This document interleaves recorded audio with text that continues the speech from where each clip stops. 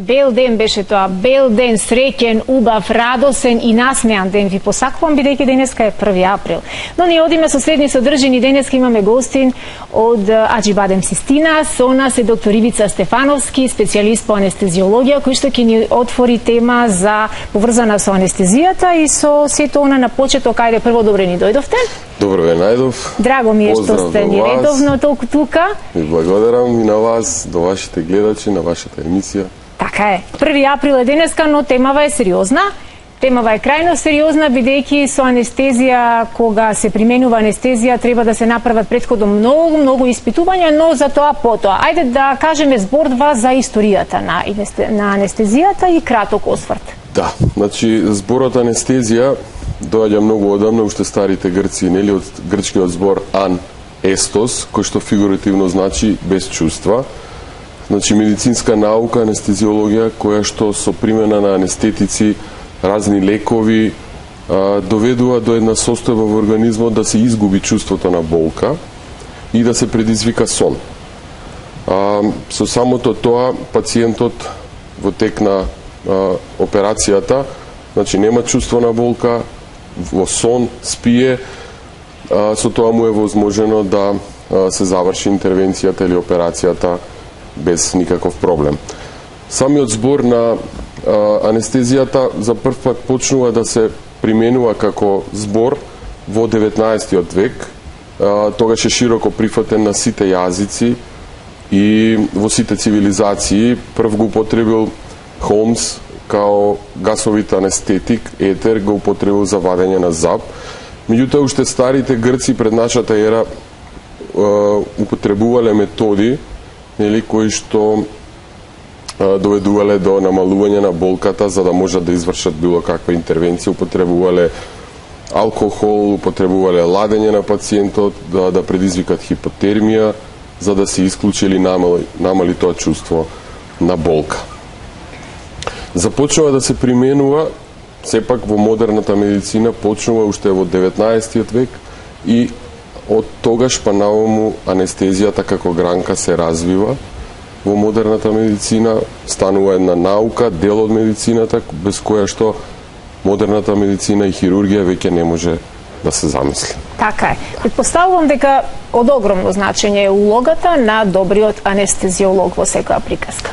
Така е, ние на некој начин не викаат и невидливи доктори, нели, меѓутоа улогата и значењето на анестезијата во медицината, во хирургијата особено, е од исклучително голема улога. Има анестезиологот затоа што сета таа предоперативна припрема на пациентот, текот на интервенцијата за време на операцијата и постоперативниот период во интензивна нега, каде што се најтешките болни пациенти, е голема. Така. Предпоставувам дека една состојба важи за хируршки интервенции, а друга за кардиохируршки интервенции, бидејќи сигурна сум, лаички вака гледано, иако јас пред малку бев доктор, барем на половина час, но сега веќе не сум, дека секое срце и не трпи секаква анестезија, така нели? Така е. Како што има специфични хирургии, нели, кардиохирургија, неврохирургија, абдоминална хирургија, така и анестезиите во тие одредени хирургии се специфични, така да се развива на некој начин и субспецијалност во анестезијата, кардиоанестезиолози, анестезиолози кои што работа само на неврохирургија, на абдоминална хирургија.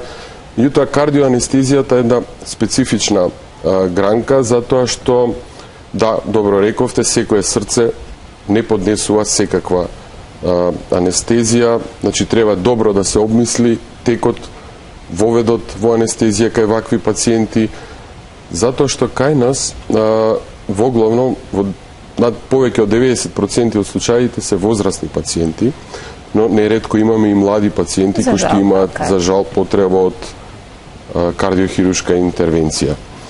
Тоа се во главно елективни операции, ние викаме, пациенти кои што веќе се со претходно познати срцеви заболувања и доаѓаат во состојба каде што им е неопходна и потребна срцева операција. Меѓутоа има и пациенти кои што доаѓаат хитно, нели, пациенти кои што не знаат дека имале некогаш проблем со срцето, кои што никогаш не биле на доктор, нели, и каде времето е скапоцено. Каде што времето е исклучително скапоцено и тие се најтешките пациенти, затоа што викаме тоа се life saving или животно спасувачки операции, каде што е многу кратко времето и за припрема на пациентот и тие се најтешките операции. Анестезиологот, како што рековте, е невидливиот доктор, но не е магионичар, за да може да ја промени ситуацијата, но веројатно треба да биде одличен познавач на ситуациите, колку се тие во моментот ургентни, но во дадени ситуации кога имаме време да ја подготвиме, кога знаеме кога ќе биде самата интервенција, кога имаме и повеќе време да го запознаеме пациентот кој што треба да биде ставен на таква една сериозна, некогаш и многу часовна интервенција, предпоставувам и дека тука се прави една целосна стратегија и многу подалекусежно испитување, бидејќи сигурно дека за една интервенција која што трае половина до 1 час, не е иста анестезијата како за одредена интервенција каде што знаеме дека ќе трае 6-7 часа, ќе се одложи, така? Така е, да. Во кардиоанестезијата, кардиохирургијата, овие интервенции траат повеќе од 4, 5, 6, 7 часови, некогаш и повеќе дури. Како што реков, ова се пациенти во главно возрастни, со веќе познати срцеви заболувања, но и познати коморбидитети, заболувања на други органи кои што се секогаш присутни кај вакви пациенти. Затоа е неопходно да се направи добра проценка, добра предоперативна припрема на пациентот, за да бидеме што е можно побезбедни, нели, и во текот на интервенцијата, но и оно исто така значаен дел постоперативно лекување на такви пациенти. Вклучен е огромен тим, нели, во припремата на вакви пациенти. Анестезиологот заедно со кардиохирургот во припремата, нели, има голема улога. За да се направи добра проценка, значи на ваков пациент со срцево заболување, треба да се претходно диагностицира конкретно и точно за што се работи, за какво срцево заболување, се прават кардиолошки испитувања, тука нели кардиологот да го спомнеме е од големо значење за нас. Се овие испитувања? Да, значи се прават прво основни испитувања, значи ЕКГ, ехокардиографијата која што е златен стандард денеска во докажување нели на и диагностицирање на срцевите заболувања, коронарографијата, каде што ќе видиме дали се запушени и колку се срцевите артерии или артериите кои што го исхрануваат срцето, кои што се од исклучително значење. Понатаму лабораториски наоди, секако тоа се основните испитувања кај овакви пациенти. Отколку ќе ја утврдиме таа срцева резерва и кога диагностицираме за што точно треба да се оперира пациентот, потоа преминуваме и кон диагностицирање и докажување на други болести или коморбидитети што овие пациенти скоро секогаш ги имаат. Многу големо значење има испитување на респираторниот систем или на белите дробови, затоа што овие пациенти се не ретко долгогодишни пушачи, кои што оставаат последици на белите дробови. Имаат некоја придружна болест, така, бронхијална астма, доаѓаат со акутни инфекции на белите дробови, кои што ако ги занемариме, да кажеме, нели, прават исклучително големи компликации интраоперативно и постоперативно. Затоа се врши тестови на белодробната функција. Основна метода е да се направи рутинска метода да се направи слика на бели дробови, нели? Ако видиме дека има наот некаков, тогаш правиме и тестови респираторни на белите дробови, испитување на функцијата на белите дробови, спирометрија, гасни анализи кои што се земаат нели од артериска крв. Тоа се некои специфични работи кои што на нас многу ни значат и многу кажуваат за состојбата на белите дробови на пациентот. Секоја чест. Имаме и други коморбидитети, нели тоа се бубрежни заболувања, пациенти кои што во основа на лабораториски наоди неретко ќе утврдиме дека имаат проблеми со бубрезите. Тоа е исто така од големо значење, затоа што во текот на кардиохируршка интервенција и постоперативно можат народски речено да кажеме да затајат тие бубрези или да откажат, да настане акутна инсуфициенција бубрежна, што многу ни го отежнува постоперативното лекување, па дури може да доведе и до несакани последици.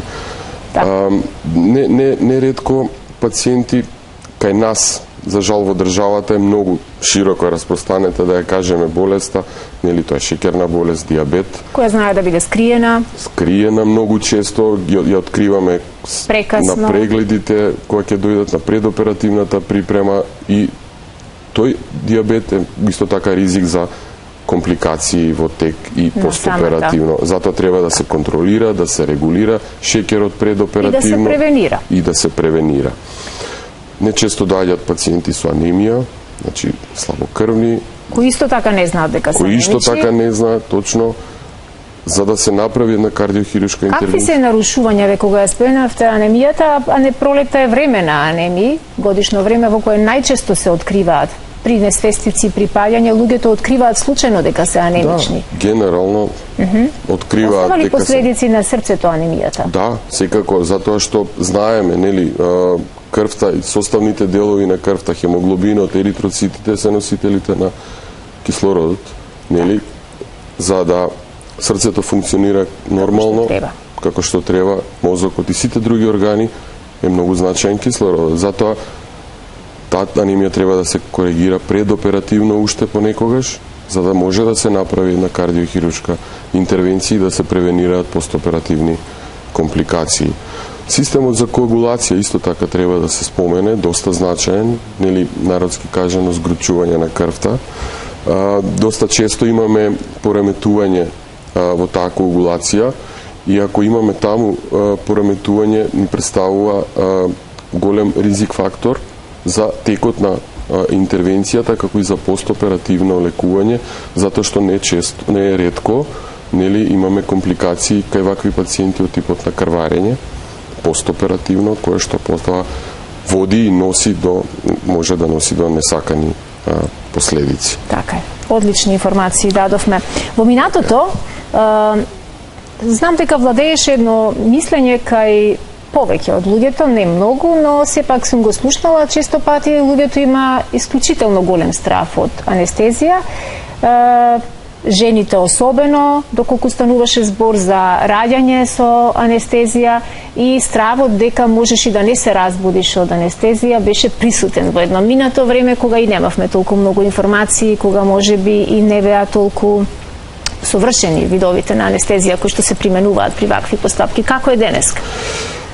Анестезијата, како и медицината, се развива многу брзо, секојдневно.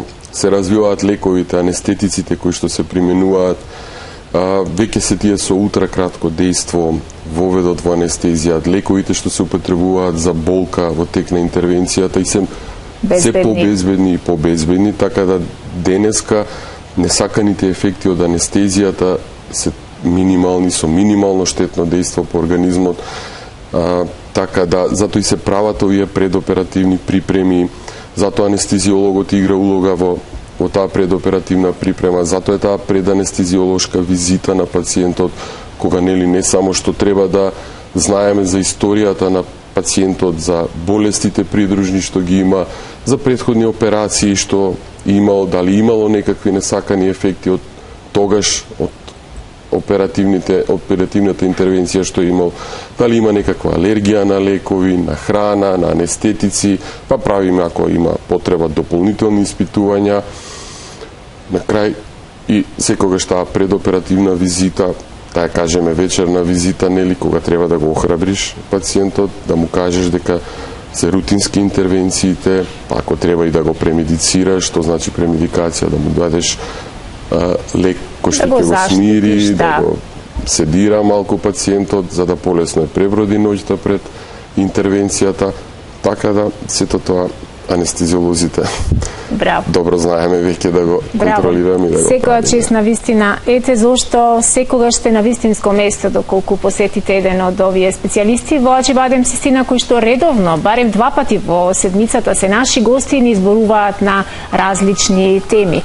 Јас предпоставувам дека кажавме се поврзано за анестезијата, доколку должиме уште некоја информација плюс, можеме да го заокружиме разговорот или можеме, има многу уште што да се каже. Мислам, ова е само еден мал дел од медицината, од анестезијата, нели има многу за интраоперативниот тек, за постоперативниот тек на пациентите, меѓутоа нека биде во некоја друга. Так, додадовме доволно информации за да знаат нашите гледачи дека се во вистински раце, особено доколку се обратат кај вас.